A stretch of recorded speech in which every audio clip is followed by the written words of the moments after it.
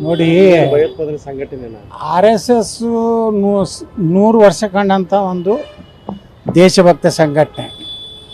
ಅವ್ರು ಯಾರೂ ನಾಶ ಮಾಡುವಂಥ ಬಾಂಬೆಯನ್ನು ತಯಾರು ಮಾಡೋದಿಲ್ಲ, ಅವ್ರ ಕೈಯಾಗ ಏನಾರು ಆಯುಧ ಶಸ್ತ್ರಾಸ್ತ್ರಗಳು ಹಿಡಿದಿಲ್ಲ. ಈ ದೇಶನಾಗ ಯಾರು ನಾಶ ಮಾಡ್ಲಕತ್ತಾರ, ಯಾರು ಬಾಂಬ್ ಹಾಕ್ಲಕತ್ತಾರ ಅವ್ರನ್ನ ಬಿಟ್ಟು ನಮ್ಮ ಪ್ರಿಯಾಂಕಾ ಖರ್ಗೆ ಅವರು ಬರೀ ಮಾತು ಎತ್ತಿದ್ರೆ RSS ಅಂತಾರೆ.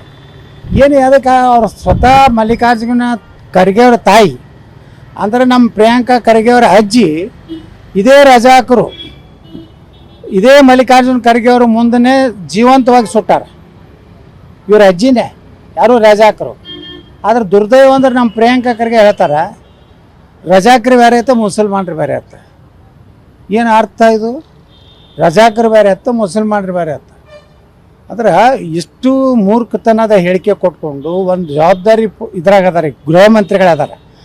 ಗೃಹ ಮಂತ್ರಿ ಇದ್ದವರು ಯಾವುದೇ ಸಂಘಟನೆ ಬಗ್ಗೆ, ಅದು ದೇಶ ಭಯೋತ್ಪಾದನಾ ಸಂಘಟನೆ ಇದ್ದರೆ, ದೇಶ ವಿರೋಧಿ ಚಟುವಟಿಕೆ ಮಾಡ್ತಿದ್ರೆ, ಈ ದೇಶದಲ್ಲಿ ಏನಾದರೂ ಅದರಿಂದ ದಂಗೆ ಆಗಿದ್ದರೆ ಅಂಥ ಕ್ರಮ ಕೈಗೊಳ್ಳಿ ಗೃಹ ಮಂತ್ರಿಯಾಗಿ.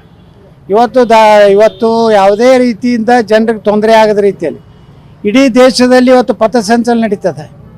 ಎಲ್ಲಾದರೂ ಒಂದು ಕಡೆ ಹಿಂದೂ ಮುಸ್ಲಿಂ ಗಲಾಟೆ ಆಗ್ಯದ, ಎಲ್ಲರ ಗಲಭೆ ಆಗ್ಯದೆ.